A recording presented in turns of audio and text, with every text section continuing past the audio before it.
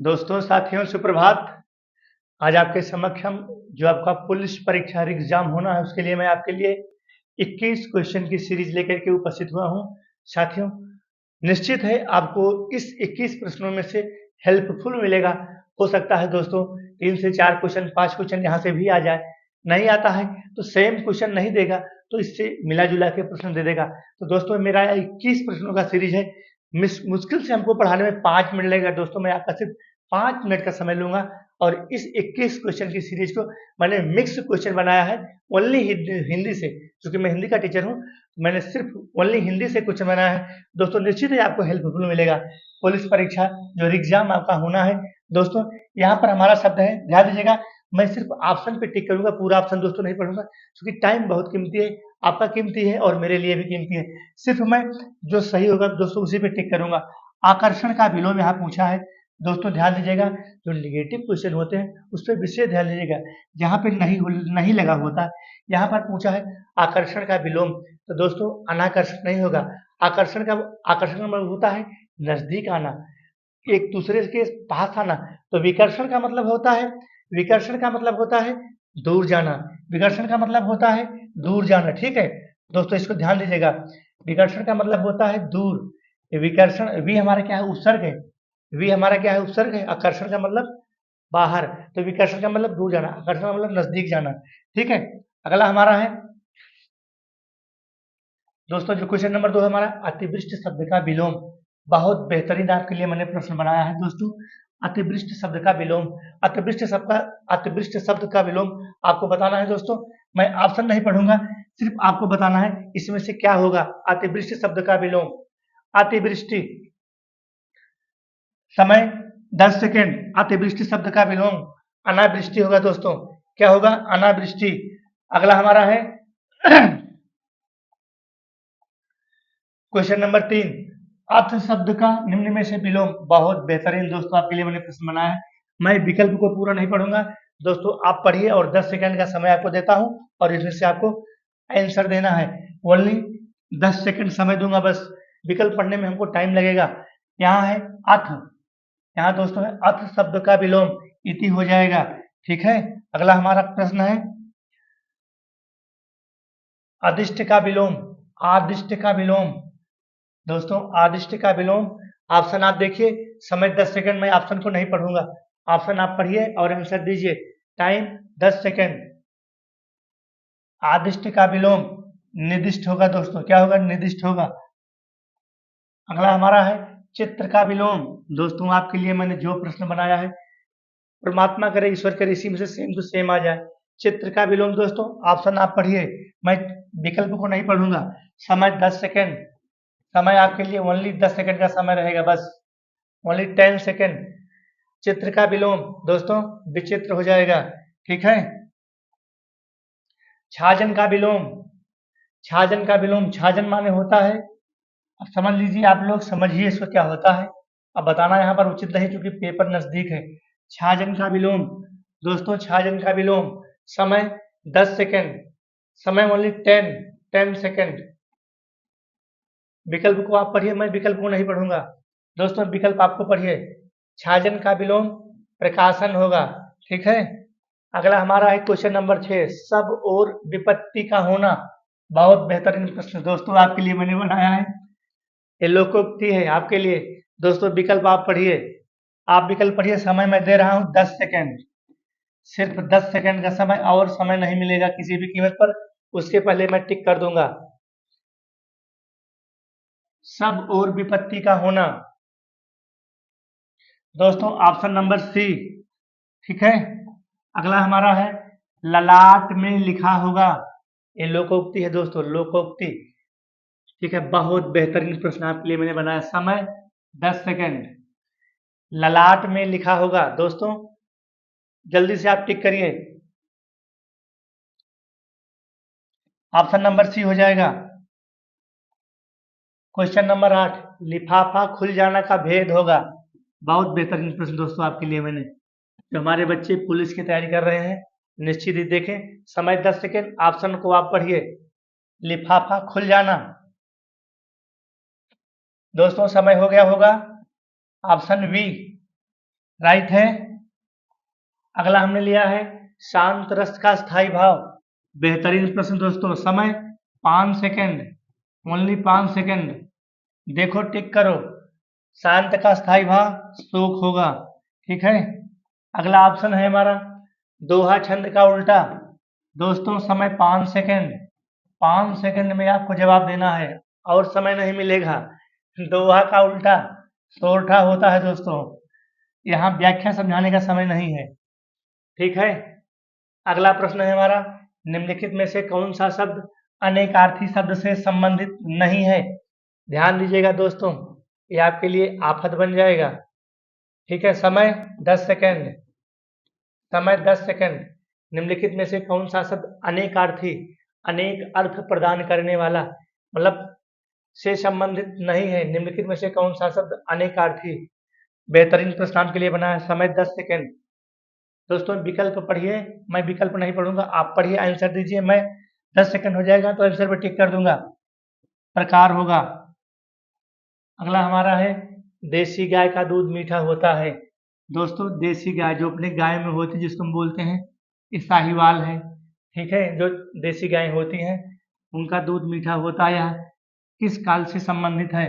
समय 10 सेकंड, समय 10 सेकंड।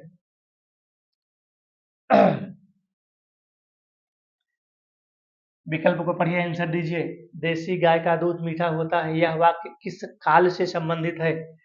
दोस्तों सामान्य वर्तमान काल। अगला प्रश्न है क्वेश्चन नंबर 13। दोस्तों बहुत बेहतरीन प्रश्न आपके लिए। कविता से पढ़ा नहीं जाता, कविता से पढ़ा नहीं जाता। इसमें क्या बताना है आपको, वाच्य बताना है।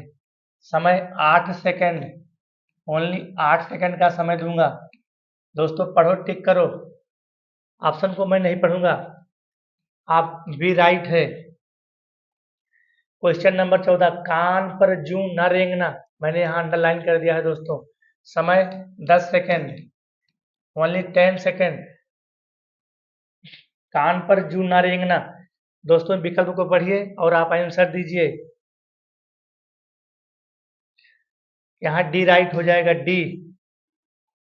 Question number 15। दोस्तों मैंने 21 प्रश्नों की सीरीज बनाई है, 5 क्वेश्चन और बचे हैं बस। मृदु शब्द का पर्यायवाची परिधन, इसको जब तोड़ेंगे हम तो परिधनवाची होता है। ठीक है। समय 10 सेकेंड। दोस्तों विकल्प को आप पढ़िए और आंसर दीजिए। हमने तो पढ़ा ही है, हमने तो लिखा ही है, आप भी पढ़िए, आप इसका आंसर दीजिए। ठीक है। पर्यायवाची का विलोम नहीं होगा, यहाँ इसको देख लेना। नहीं पूछ रहा है, कूल होगा दोस्तों। कूल, कूल माने होता है किनारा, कूल माने होता है किनारा। ठीक है। बाकी मुलायम भी होगा, कोमल भी होगा और मसृण भी होगा, ये तीनों होंगे। क्वेश्चन नंबर 16 श्रुति सम भिन्नार्थक शब्द ए है। ठीक है। दोस्तों यहाँ एक चीज ध्यान देना, इसका अर्थ इधर ही रहेगा और इसका अर्थ इधर ही रहेगा, इसमें कभी भी गलती मत करना दोस्तों। ऑप्शन को पढ़िए, टिक दीजिए। जो ये श्रुति सम भिन्नार्थक शब्द पूछता है, ध्यान दीजिएगा, बाएं का बाएं, दाएं का दाएं ही आंसर रहेगा। वो क्या करता है, इधर से उधर, उधर से इधर उलट पलट मचा देता है आयोग। आप लोग ध्यान देना, दाएं का उत्तर दाएं, बाएं का उत्तर बाएं ही मैच कराना। दिन है तो दिन का मतलब दोस्तों होता है दिवस, दिन का मतलब होता है दिवस और दिन का मतलब होता है गरीब। तो गरीब हो गया। यहाँ देखो मैंने उल्ट पलट के लिख दिया है। ठीक है। अगला हमारा है प्रिय प्रवास की रचना। दोस्तों बहुत बेहतरीन प्रश्न। मैं हिंदी का टीचर भी हूँ और ये महाकाव्य है। ये क्या है, महाकाव्य है। और इसमें दोस्तों 17 सर्ग हैं। कितने सर्ग हैं, 17 सर्ग हैं। और ये किस भाषा में है, खड़ी बोली में है। और भी प्रश्न दोस्तों आपको बता दे रहा हूँ, ये खड़ी बोली में है। ठीक है। किस पे लिखा गया है, राधा और कृष्ण पे लिखा गया है दोस्तों, राधा और कृष्ण। और भी प्रश्न आपके बन गए, क्योंकि मैं हिंदी का टीचर हूँ। 4 प्रश्न मैंने आपका और बना दिया। और इसकी रचना कब हुई थी दोस्तों, इसकी रचना हुई थी 1903 से लेकर के 1913 के बीच में हुई थी। किसने किया था प्रिय प्रवास की रचना, अयोध्या सिंह उपाध्याय हरिऔध। तो दोस्तों यहाँ पर मैंने 4 प्रश्न आपको और बना दिया। प्रिय प्रवास से, प्रिय प्रवास किस भाषा में लिखा गया है, ये प्रबंधात्मक भाषा में लिखा गया है। किसमें लिखा गया है दोस्तों, प्रबंधात्मक। ठीक है। यहाँ से भी प्रश्न बना सकता है। प्रिय प्रवास में 17 सर्ग हैं, खड़ी बोली में है, प्रबंधात्मक शैली में लिखा गया है, राधा कृष्ण का वर्णन है और 1903 से 1913 के बीच में लिखा गया है और यह एक विरह काव्य है। कैसा काव्य है दोस्तों? विरह काव्य है, ठीक है, विरह काव्य है, क्योंकि यहाँ पर पवन दूतिका का वर्णन किया गया है दोस्तों। किसका वर्णन किया गया है? पवन दूतिका का। पवन दूतिका, क्योंकि हम लोग प्यारे हम लोग हिंदी के टीचर हैं, यहाँ पर इतने सारे क्वेश्चन मैंने आपको प्रिय प्रवास से और बता दिया, ठीक है। किसका है ये? अयोध्या सिंह उपाध्याय हरिओध का है, ठीक है। अगला हमारा है साकेत महाकाव्य दोस्तों। साकेत महाकाव्य, समय 10 सेकेंड, समय ओनली 10 सेकेंड। साकेत महाकाव्य किसका है दोस्तों? साकेत महाकाव्य है गुप्त जी का, ठीक है, गुप्त जी का है, ये गुप्त जी का है और इसमें साथियों 12 सर्ग हैं। कितने सर्ग हैं? 12 सर्ग हैं। ये सर्ग भी नोट करना, यहाँ से एक क्वेश्चन आपका ये भी बन गया। साकेत में 12 सर्ग हैं, प्रिय प्रवास में 17 सर्ग हैं, कामायनी में 15 सर्ग हैं, वैदेही वनवास में 18 सर्ग हैं और पारिजातम में 15 सर्ग हैं। तो इसको भी प्यारे दिमाग में रखे रहिएगा। तो यहाँ साकेत महाकाव्य किसका है? मतिशरण गुप्त का है। अगला बस प्यारे 2 क्वेश्चन और बचे हैं। यामा काव्य किसकी रचना है? यामा है भाई, चलो समय 5 सेकेंड, आंसर पढ़ो और दीजिए। यामा काव्य रचना किसकी है? ये महादेवी वर्मा की है। इनकी और रचना है दोस्तों, निहार है, ठीक है, निहार है, रश्मि है, निहार, रश्मि, यामा, हाँ, यह इनकी क्या है? काव्य रचनाएं हैं।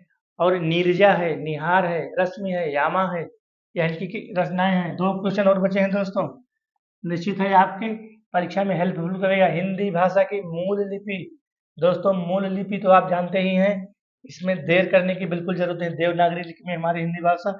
और दोस्तों आज का मेरा यहाँ अंतिम क्वेश्चन, आज का दोस्तों मेरा यहाँ अंतिम प्रश्न है आपका, वह बिल्कुल थक गया था।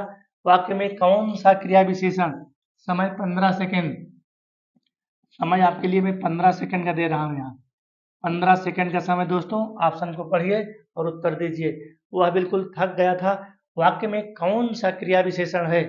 बेहतरीन प्रश्न दोस्तों आपके लिए बनाया है, बिल्कुल विकल्प को पढ़िए और आंसर आप दीजिए। दोस्तों वह बिल्कुल थक गया था, थक गया है तो कहीं ना कहीं बैठेगा ना, अगर थका है तो कहीं ना कहीं बैठेगा, जो बैठेगा तो परिणाम से मतलब होगा। किससे मतलब होगा? परिणाम से। वह बिल्कुल थक गया था, थका है तो वह कहीं बैठेगा, जो बैठेगा तो उसी उसी का मतलब होता है परिमाणवाचक, परिमाणवाचक। चूंकि स्थान से मतलब नहीं है, क्योंकि थक गया है, थक गया है तो कहीं ना कहीं बैठेगा, जो बैठेगा तो वहाँ का जो है परिमाणवाचक के अंतर्गत है, स्थान के अंतर्गत बिल्कुल नहीं आएगा। रीत तो संबंधित ही नहीं, काल से तो संबंधित ही नहीं, यहाँ ऑप्शन में क्या हो जाएगा? परिमाणवाचक, राइट। दोस्तों अगर हमारा चैनल आपको अच्छा लगा हो तो दोस्तों लाइक करिए और अपने दोस्तों तक शेयर करिए ताकि वो भी पढ़ के आगे बढ़ सकें। धन्यवाद।